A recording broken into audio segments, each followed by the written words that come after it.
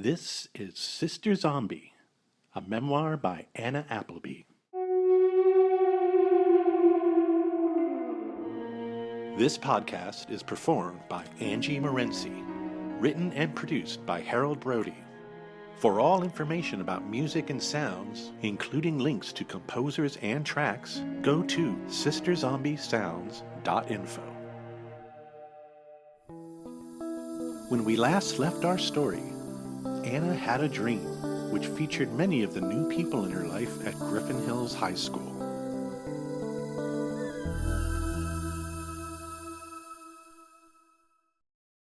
Chapter 4. Morning at the Appleby's.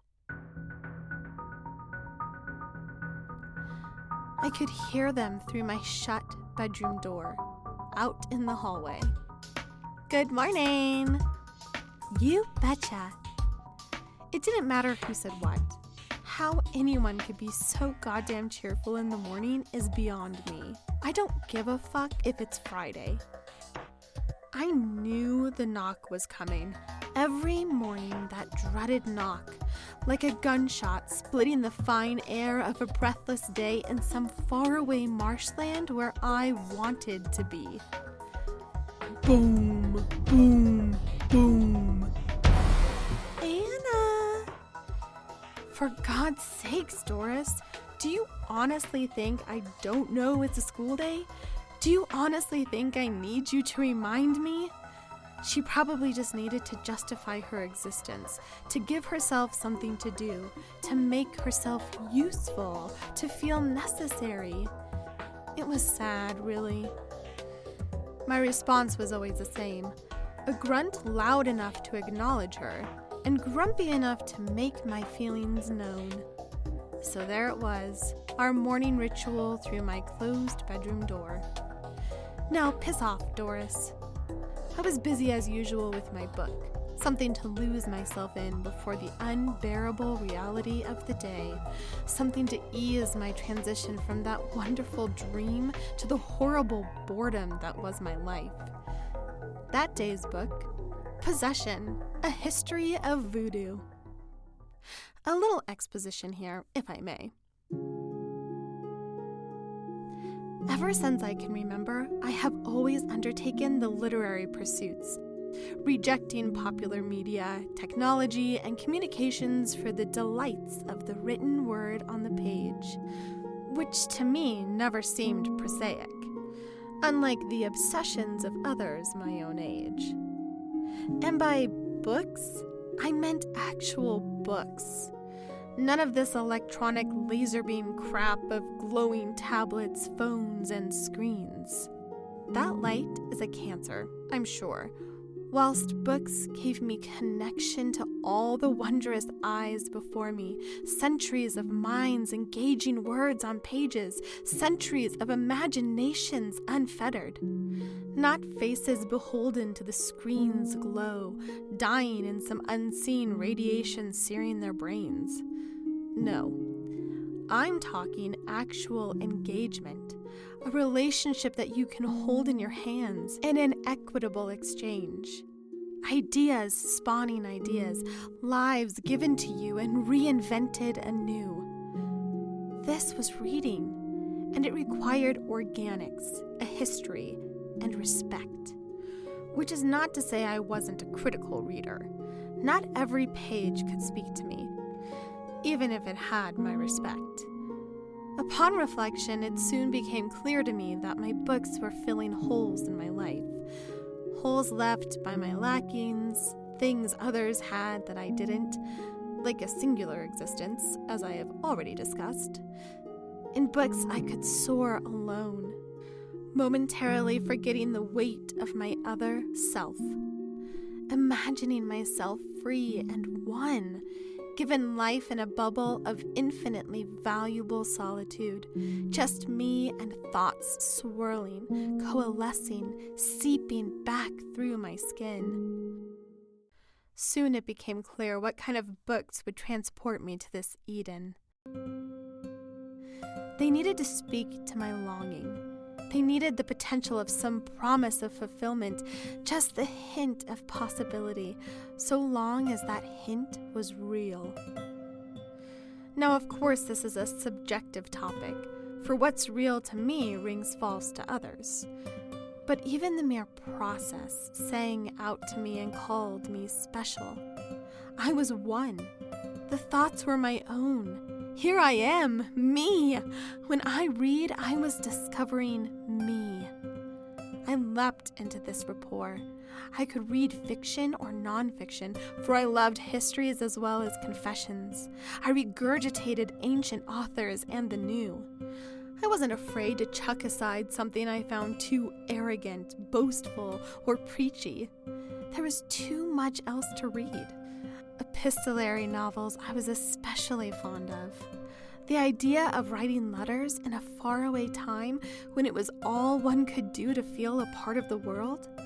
My God, there was blood in that writing. Blood and bodily fluid splattered down in words upon a page. It wasn't long before I too was writing, more or less letters to myself, a journal of sorts, I don't know. I tried to never be too conscious of it. It was mere exercise, and writing wasn't a goal of mine in those earlier days. It wasn't therapy, it wasn't anything I needed to do. It was just fun. Mimicking those before me, becoming part of some timeline stretching back toward the beginning of expression. I just wanted to be a part of that league. Just the action of writing something, anything, made it so. But I favored reading above all. Other kids went to the mall, I went to the library. Before long, books were taking the place of people for me, and were becoming my family and friends. I mean, there's nothing in people that you can't find in books, right? I would take this statement even further. I would say there's more in books. Think about it. Books represent an immense wealth of information, emotion, pathos, ethos, advice both good and bad, written by thousands upon thousands of authors over many thousands of years. How can the few people in my social and familial circle ever compare to that? The juxtaposition is just not flattering to them. On one side, endless volumes of thought through the ages, and on the other, greedy, drooling fleshbots, enslaved as we all are to money, lust, and power, trapped inside these revolting caricatures of ourselves with no ability to transcend, just the most awkward and pathetic creatures, slowly plodding toward death. Books don't have those problems. Books are reborn every time they are read. Books don't judge. Books never die. And importantly, books can provide teaching and guidance, which is what my book, Possession, A History of Voodoo, was doing for me that fateful morning, despite Doris's incessant pounding. My fascination with religious texts went well back into my childhood. It wasn't that these holy books were there to provide me with the answers to life's mysteries. No, I was absorbed by the fact that there could be so many goddamn versions of the truth. All these books, and all of them proclaiming to have the answer. The Bible, the Torah, the Quran, the Egyptian Book of the Dead. It's easy to surmise that humans need some goddamn answers, but I didn't really want answers. I was just comforted by the fact that other people did. All this questioning was going on out there. Me, I was cool. Or so I thought. My quest for more truth versions would inevitably carry me into more tangential regions of spirituality. These areas held me in thrall, and I passed no judgment upon their legitimacy. To me, they were all the same questing. In fact, I respected more the courage one needed to undertake such a path as Druidism, Yahweh, or even just your plain old garden variety witchcraft. And why not dabble? I was young. Isn't that what I was supposed to do? Experiment and figure shit out? Rituals were especially appealing. The idea that one could chant a few words, rub on some ointment, burn a few herbs, do a little dance, and be transformed? Hell yeah, I'm in! I drew pagan shapes on the ground. I purchased ingredients from the grocery store, blood, roots, matches. I memorized ancient texts. I mixed potions, and I'm sure I did everything half-assed and wrong. But that wasn't the point. It was important simply to participate, to feel that sense of the quest, for when I did, it was like being the author of my very own religious living text. It was alive, and it was me. But that morning, I remember an even more devious prospect was filling my brain. For one cannot spread oneself across so many quests, pagan or otherwise, without feeling some sort of power of the process. Which is a way of saying that I still had faith that one day there would be fruition and something would work. The way I figured it, I could spend my entire life trying out every ritual ever put down to page, and I still wouldn't have enough time. But no matter. The living is in the seeking, right? Anna Appleby, junior philosopher. And that morning, I was using my curious knowledge to address a very practical problem. James. The James from my dream. James Califano. Adonis, quarterback, unspoken originator of 1,000 wayward fantasies, filling all days with equal parts hope and despair. Look, I know I had only been back in southeastern Ohio for less than 2 weeks, but James was a universal law unto himself. Everyone knew it. Every single woman/girl within a 50-mile radius knew it. It was carved into the stone at Griffin Hills High School. Oh, and James Califano will be lusted over like no man/boy in the history of the universe. So it is written, so shall it be. I'm only surprised that any girls at all survive in this town, much less the school. You would think they would all murder each other in some bloodlust orgy over James. It's simple, really. All any of you have to do is close your eyes and think really hard about the one person whose very presence on earth drove you into some mad frenzy of such unabashed and embarrassing full-scale lust that it took every cell of your inadequate existence to keep from stalking this person forever, until one night you couldn't help it and you found yourself in some dark corner of the world, sobbing over the murdered and mutilated remains of the perfection you could never attain, touch, or soil with your own putrid defectiveness. And for those of you who have never felt this way, you have my utmost pity. Maybe it's easy for some of you to shrug my feelings off as some adolescent hormone party. Mine and Chloe's blood broke at a normal age, after all, and we were thusly governed by the same reproductive urges as any suffering depository. But of course, as you may have already guessed, Chloe and I responded quite differently to the horrors of our feminine nature. It was just another example of Chloe furthering the division between us, perhaps once and for all. She recognized the power that womanhood bestows, simple and true. It came easy to her. Accord yourself the necessary accoutrements, and voila, a slut is born. For me, on the other hand, I could never impose myself so brusquely. I was absolutely content to allow fate to take its course. After all, Chloe's new slut persona proved that I must have some sort of man-drawing power somewhere within me. Essentially, we looked the same, we smelled the same. It seemed only a matter of time before I would have to fend somebody off and laugh coyly about it. I could wait until then. But then James happened. Let me rephrase. Then Chloe and James happened. It must have been the new girl thing, if such a thing exists. We had been in southeastern Ohio for only 2 weeks. We were new blood. Maybe James just had to conquer Chloe. But now I'm dragging James through the mud. Forgive me. James is just a human god, after all, prone to human needs, and Chloe is an exceptional slut. Enough about that. Shudder. Barf.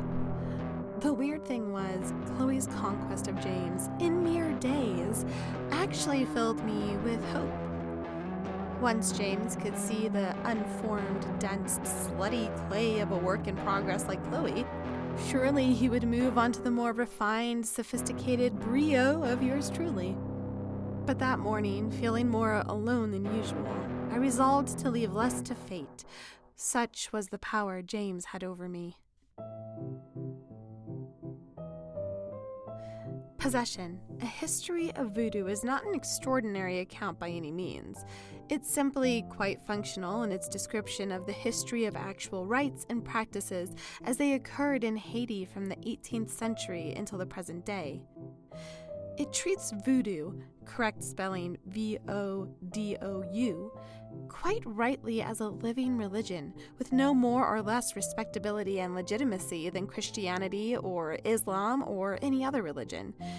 And no, I wasn't a believer in voodoo at all. It was something fun to try for a while before I moved on to something else.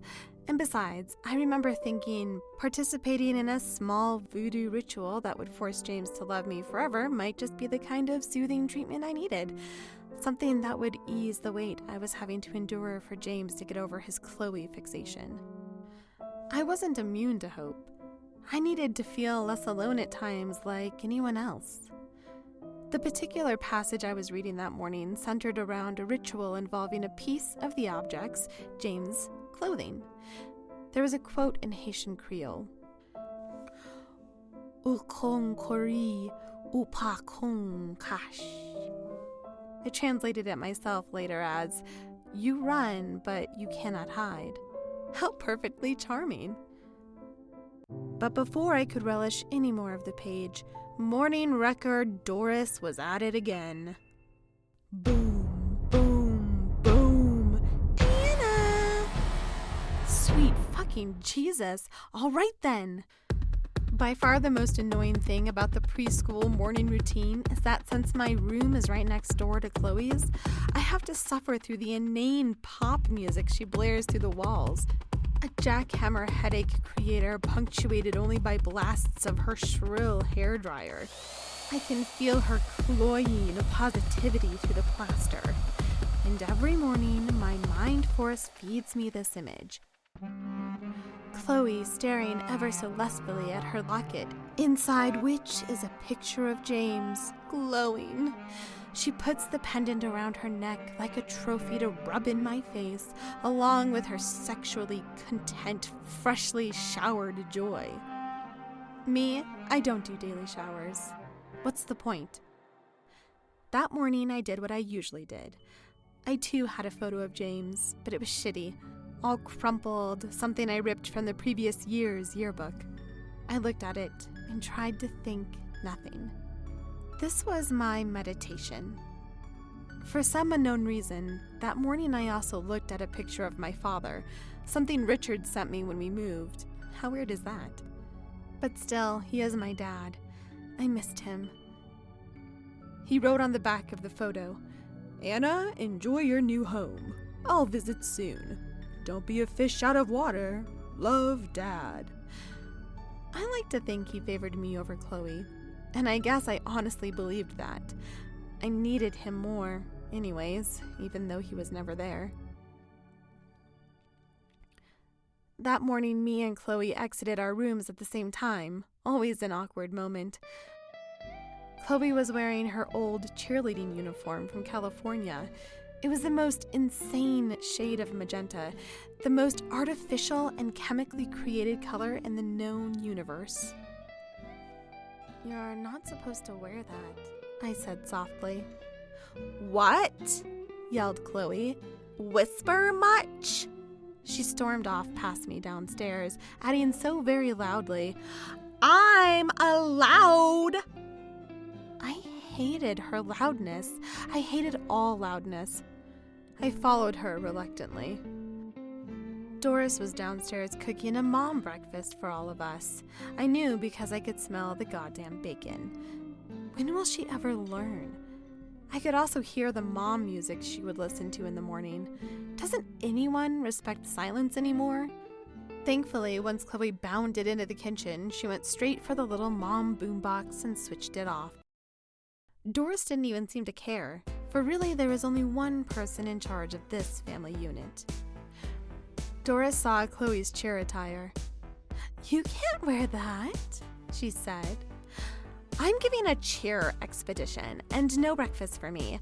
I have 1 week to lose 5 pounds for the prom, ball, dance, whatever the fuck they call it here."